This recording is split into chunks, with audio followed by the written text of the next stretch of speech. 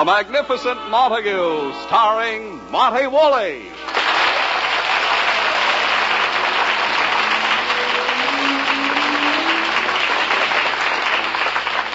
Yes, it's The Magnificent Montague, the Saturday night transcribed feature on NBC's All-Star Festival of Comedy, Music, Mystery, and Drama. Brought to you by Chesterfield. Always milder, better tasting, cooler smoking, plus no unpleasant aftertaste. By Anacin, for fast relief from pain of headache, neuritis, and neuralgia. And by RCA Victor, world leader in radio, first in recorded music, and first in television. Before we hear from the Magnificent Montague, let's hear from Chesterfield. Science discovered it. You can prove it. No unpleasant aftertaste when you smoke Chesterfields. The biggest plus in cigarette history. Science discovered this fact. Of all cigarettes tested, Chesterfield, and only Chesterfield, leaves no unpleasant aftertaste. You can prove it. Smoke a pack of Chesterfields. They're always milder, better tasting, cooler smoking. And Chesterfield is the cigarette that leaves no unpleasant aftertaste.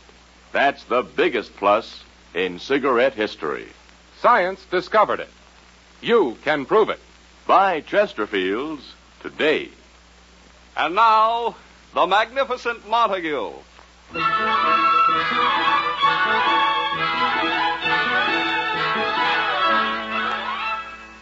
Edwin Montague is a stubborn man. As the Magnificent Montague of the Shakespearean theater, he held out for years against going on the radio. Now that hunger has driven him to becoming Uncle Goodhart, hero of an afternoon radio program, he refuses to get off the air even for a weekend vacation. His poor wife, Lily, is doomed for another weekend in the city. But Agnes, their maid, is happily packing for an outing. You are my sunshine, my only sunshine. You make me happy, you make me sad. What is it, honey? Oh, you're packing. Are you going away again for the weekend? What do you think? I'm off for the wide open spaces, and I don't mean your husband's mouth.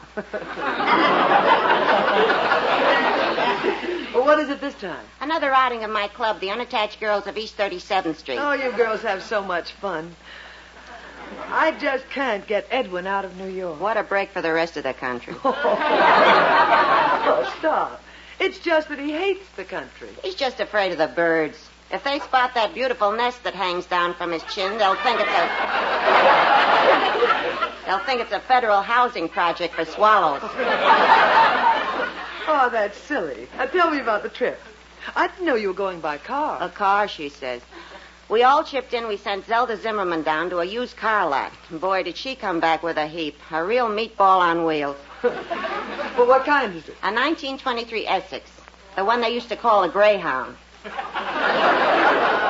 I remember. Does it run? Run? If you put a rabbit in front of it, it'll chase it. Well, then why was Zelda talked into buying The it? salesman gave her a pitch. He said it was just like a modern car, no gear shift. No gear shift? It fell off 20 years ago. Agnes, I'm worried about you going on a trip in a car like that. Honey, it's the perfect car for a cheap trip. It don't use gas. No gas? No, you just feed the squirrel under the hood. Agnes, in a car like that, it sounds too dangerous. Oh, don't worry, honey. Hazel Schmidlack's boyfriend's a mechanic. He got under the car and said all he had to do was turn a few screws, and that's all he did. Good. Yeah, he's been under the car for 5 days now. 5 days? The motor fell on him. Oh,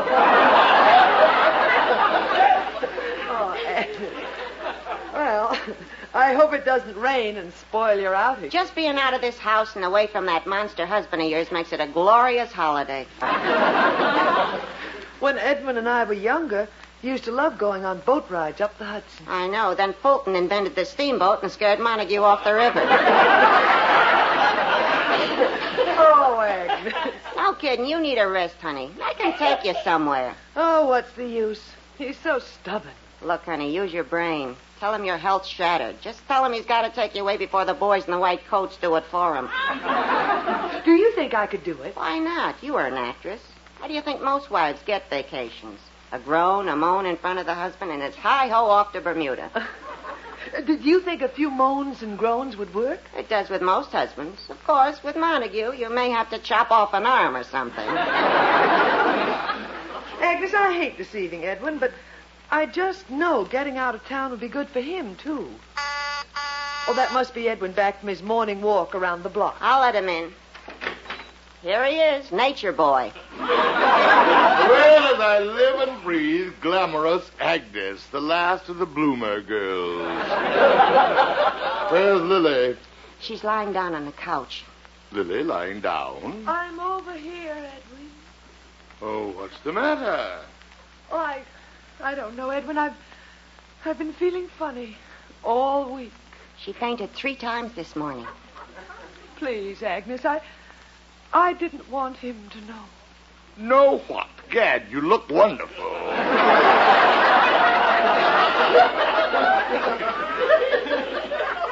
This poor woman needs a rest. A rest? Nonsense. She hasn't worked since 1937 when we did Romeo and Juliet. And even in that, she was lying in a nice soft coffin for the last whole act. Edwin, it's just that I'm cooped up in this apartment all year. Look at her. The poor thing needs some sunshine. Well, so do I. And if you clean the windows once in a while, we get it.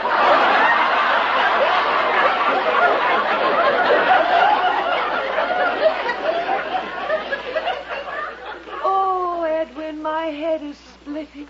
I'm telling you, she needs a change. You're so right. We'll get a new maid. Edwin, I don't like to demand, but perhaps a weekend in the country with fresh air, sunshine, green fields. Sunshine and fresh air? That could kill you, you know. Edwin, everybody goes away for the weekend. You're up now. I thought you were so sick. My weak little wife. Oh, Edwin. Oh, you're horrible. Now, stop bawling. Tragedy was never one of your strong points. Go to your radio broadcast. Go anywhere. I could make it more specific. Agnes, you started it all, this insane weekend nonsense. Oh, will you go to your radio broadcast? Yeah, hit the road. I'm going. Home, sweet home. Be it ever so humble, there's no place like Bellevue. Goodbye. Oh, now, honey. Oh, Agnes, it's not that I particularly want to go away on a weekend, but when I pretended I was sick, you didn't even seem to care. Well, there's one consolation. You married Montague for better or worse, and he can't get worse. Oh, that's Edwin. As usual, when he's been nasty, he's coming back to apologize. The fiend. I'll get the door. Oh, so you've come crawling back. Uh-oh, it's Mr. Zinser, the director of Montague's Uncle Goodhart program. Oh, hello, Mr. Zinser. Oh, hello there, Mrs. Montague. Is Mr. Montague home?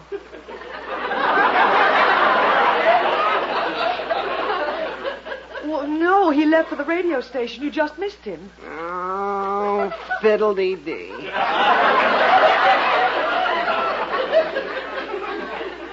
What's the matter, Mr. Zinser? And what have you got in that basket? Well, I'd rather not discuss it, Mrs. Montague. Whatever it is, it's moving. Well, Mr. Zinser, what is it? Please, Mrs. Montague, it's not the sort of thing men talk about in front of women.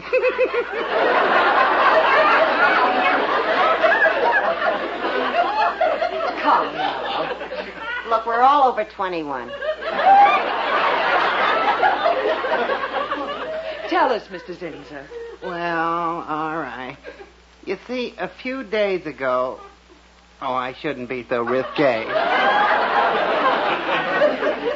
Go on. What is it? Well, here goes. Our dog had puppies.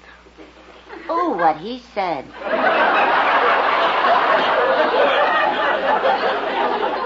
Quiet, Agnes. So that's what's in the basket. A puppy. Oh, quick, let me see him. It's a her. Here, I'll pull back the blanket. Oh, Agnes, look. Oh, isn't she the cutest thing?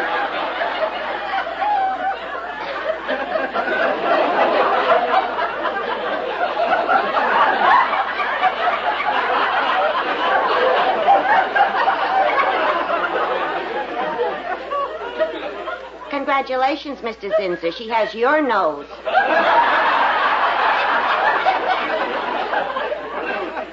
you. Do you really think so? Oh, look, she's trying to bite my finger.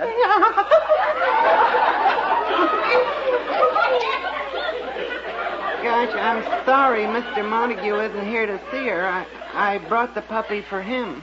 For Montague? Oh, no, Mr. Zinser. Edwin complains if a dog even walks in front of the building. Next to people and children, he hates dogs most. Yeah, I thought Uncle Goodhart'd like a dog in his home. Oh, I'm sorry, Mr. Zinser. It's very sweet of you, but you'd better get it out of here.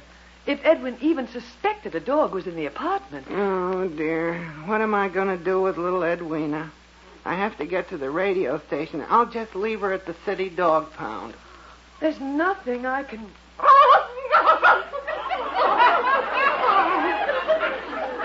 Edwina sure goes for you, honey. Oh, look at her. Cute as a button.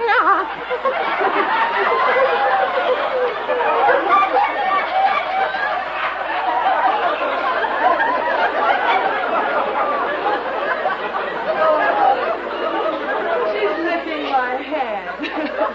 It tickles. Come on, Edwina, to the pound.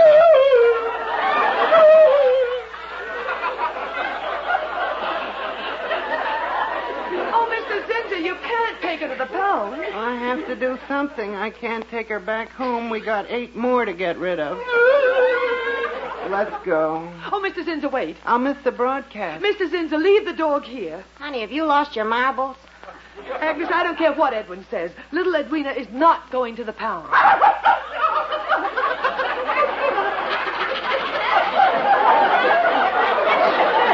You mean you'll keep the dog?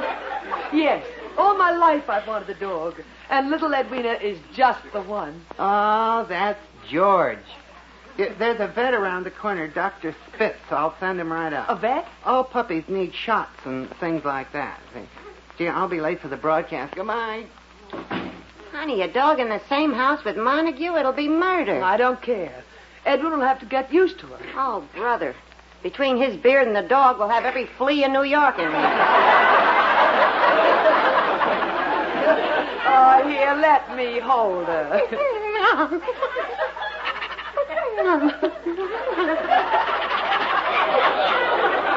Oh, little Edwina. Little Edwina is not going to any nasty old pound. Ah, look at the little sweetheart. Oh, that must be the vet, Dr. Spitz. I'm coming. Will someone open the door? It's Edwin. Edwin? Well, I can't explain to him now. Let me in. I'll hide the dog in the bedroom. Tell him anything, Agnes. Don't let him find out. Lucky Agnes, always in the middle. Coming! What's the idea? Keep you waiting. Where's Lily? She's in the bedroom. And she's really sick. Lily. But don't go in there. Let her rest. You're right. Agnes, I must have been out of my mind. I was halfway to the radio station before I realized how miserably I treated Lily. I want her to know. Sure, I'll tell her. Now go. I don't hear anything in the bedroom. She must be resting. Yeah, now go. Agnes, I'm worried. She looked pale. Is she really sick? Nothing at all.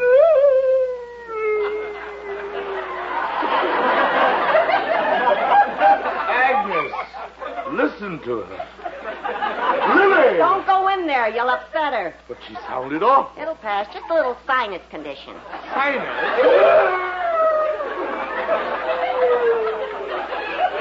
Gad, that's the worst case of sinus I ever heard. Call a doctor.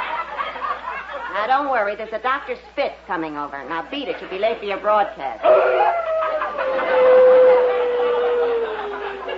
How can I leave at a time like this? Why, she's in horrible pain. I should be at her side. No, you've done enough. Oh, Agnes. Agnes, she complained about feeling ill, and I ignored it. I treated her like a dog. Oh, what a monster I've been. Agnes, I'm going to nurse her back to health. I'll take her to the country for a month.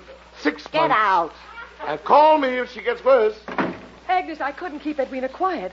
I think something's wrong. Now, don't you start. Well, it worked, honey. He's taking you out of the city. One more howl out of Edwina, and you would have had a world cruise. Don't talk nonsense. I can't leave the city now. I have a dog to take care of. Oh, it's like a baby. I wouldn't think of going anywhere. I give up. Oh, quick, that's the vet. I'll let him in. Are you the vet? Yeah, I am Dr. Spitz.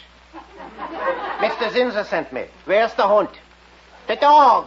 Oh, right here, doctor. I think something's wrong with Edwina.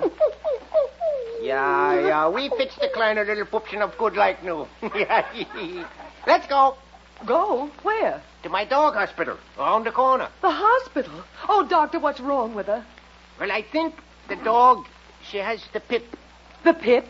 The pip? Oh, pip! Quick, let's go.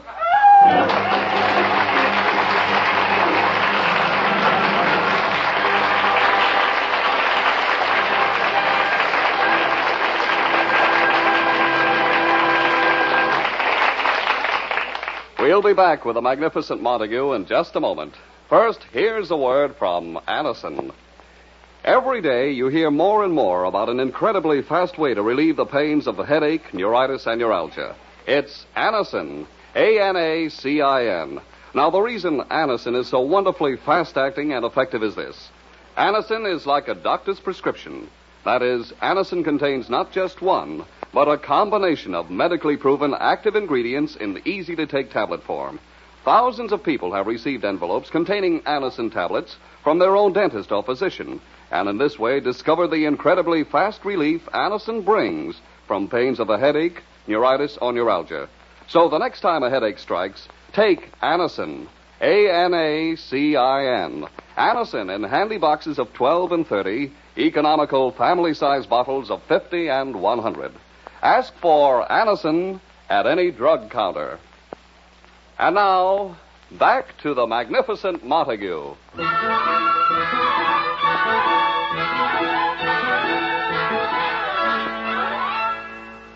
While Agnes and Lily are at Dr. Spitz's dog hospital seeing Edwina through her first crisis, it is a remorseful Edwin Montague who is just finishing his Uncle Goodhart program. And so, Ronald, once again you come to Uncle Goodhart for advice. Now you want to change your name. Don't you like the name of Ronald Smith? It's a good American name, Ronald. There's nothing to be ashamed of. But no, for some strange reason, you want to change your name to John D. Rockefeller, Jr.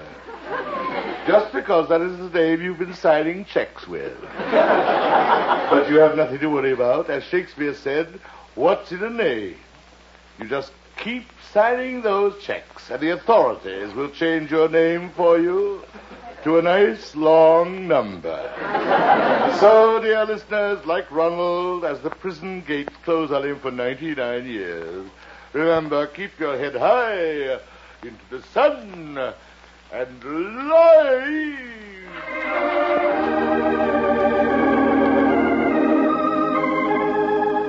So ends another episode of Uncle Goodhart.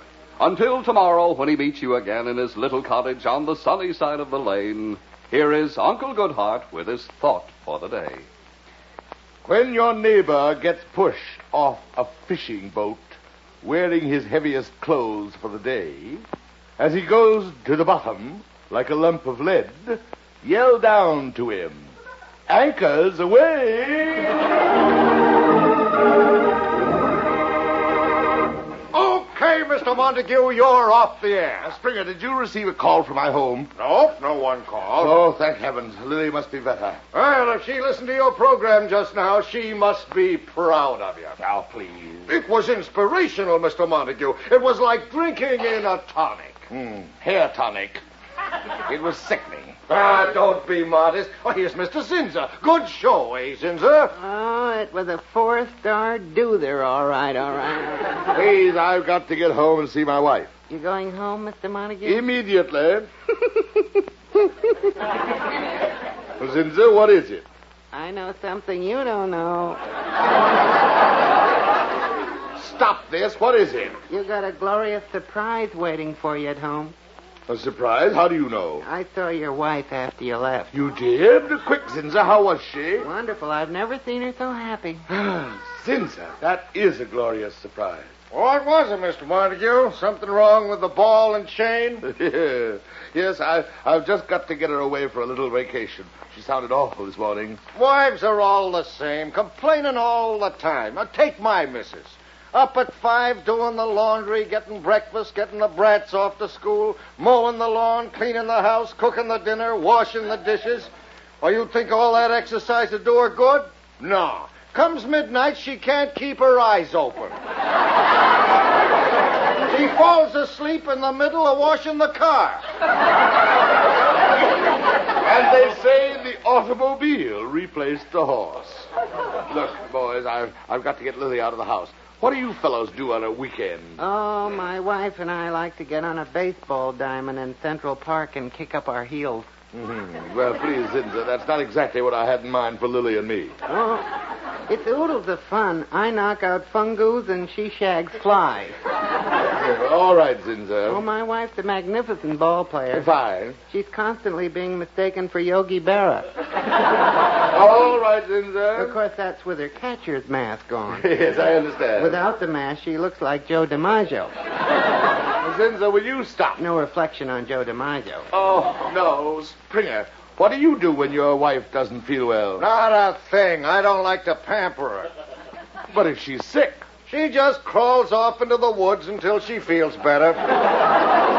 Well, I can see I'm going to get no help from you two. I'd better get home to Lily. I've got a lot of making up to do. Don't pamper her. Quiet. I'm going to be the most considerate husband in the world. From now on, we're going places and doing things together. Why don't you bring her out to the baseball diamond? Big game tomorrow. Husbands against the wives. No, thanks. The funniest thing, they make my wife play on the men's side. Oh, quiet. Where's my hat? I'm going home to my Lily.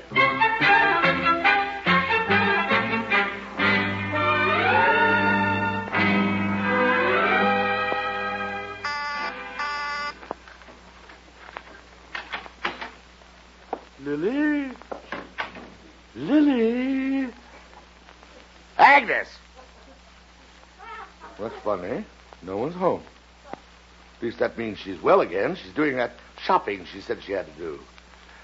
God, what a scare she gave me. Those sounds she made. Well, I'll hear them in my sleep. Coming! Oh, the janitor. Any garbage? Look, can you come back later? My wife isn't home. Oh, not yet, huh? Well, I seen her and Agnes rush out with a doctor. With a doctor? Yeah, they said they was going to the hospital. Hospital? What hospital? Tell me. I don't know. Let go of her. Hospital? I hope I'm not too late. Where's the phone? Operator, get me a hospital. Well, how do I know? Any hospital. Call them all. Oh, now what? What is it? You are here, Montague? Yes, but I'm busy. I'm Dr. Spitz. Dr. Spitz. Oh, you're the one? Yeah. How is she? How is she? Well, she was a pretty sick girl, but she's all right now. Oh, thank heavens. Thank heavens. Yeah, she's resting in the hospital. She'll be home in a day or two. Tell me, Doctor. Be frank with me. What was wrong with her? Oh, the usual summer ailments. She was full of worms.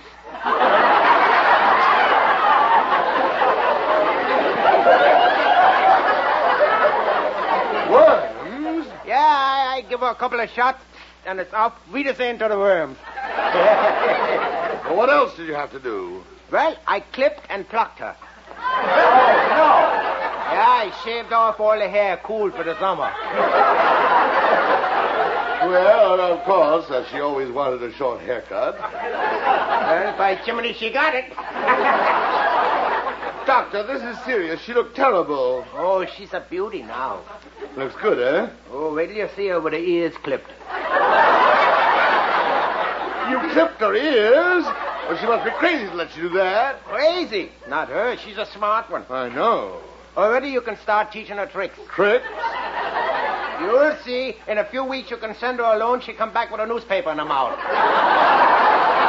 Oh, no. What has happened to her? Her mind has gone. Don't you worry. I'll bring her around all right. She'll be all right. I'll get the best nurses to take care of her here. What nurses? All she needs is companionship and love. Yeah, I go bring her home. Poor Lily. Companionship and love. Why does a man find out these things when it's too late? From now on, my life has but one goal. bringing Lily back to normal.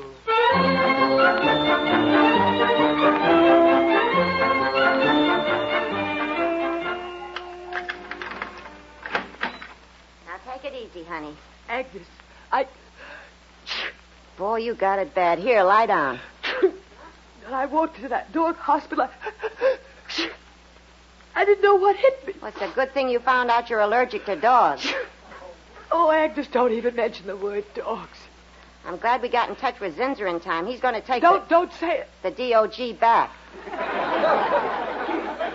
Just let me lie here and recuperate. I never in my life want to see another... I'll get the door.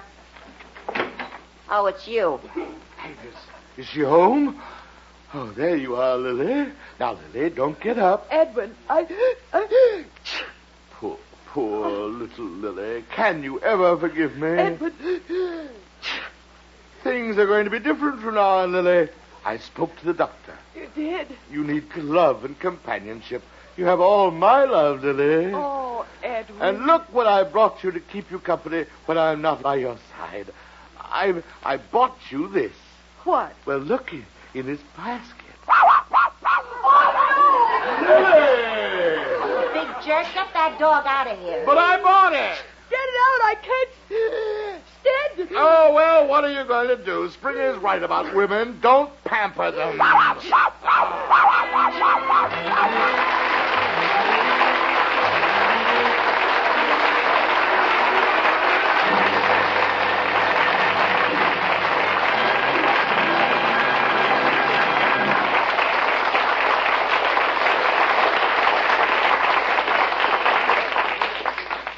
Here's a word from RCA Victor. Just up the street or around the corner from your home is a man who provides a very important service to you and your neighbors. He's your local radio and television serviceman. Yet, curiously enough, the importance of his services is not fully recognized until your radio or television set develops trouble. Then he's needed just as a policeman or a doctor or a fireman is needed when the occasion arises. And like these other community servants, your neighborhood repairman has the experience and equipment to provide you with prompt, dependable service. For example, if your television set requires a new picture tube, he'll recommend a genuine RCA picture tube. Your repairman knows from experience that an RCA picture tube will give you the clearest, sharpest picture your set is capable of delivering. He'll tell you, in fact, that all electronic television is an RCA development. So next time your set develops trouble, regardless of its make, model, or size, rely on your local radio television technician for fast, economical repair. And don't forget to ask him for genuine RCA tubes and parts. Then you're sure of enjoying the very best that your television set has to offer.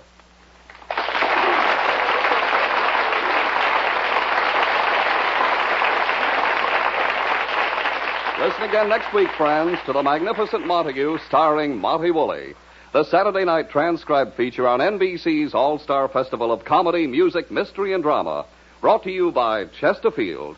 Always milder, better tasting, cooler smoking, plus no unpleasant aftertaste. By Anacin, for fast relief from pain of headache, neuritis, and neuralgia. And by RCA Victor, world leader in radio, first in recorded music, and first in television. The Magnificent Montague was created and directed by Nat Hiken and written by Nat Hiken and Billy Friedberg. Anne Seymour was Lily. Pert Kelton was Agnes. Also heard on tonight's broadcast were Art Coney, Johnny Gibson, John Griggs, and Frank Milano. Jack Ward was at the organ. This is Don Pardo.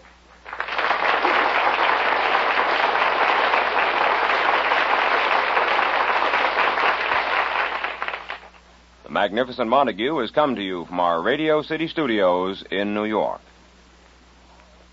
Tomorrow, hear New Theater and the NBC Symphony on NBC.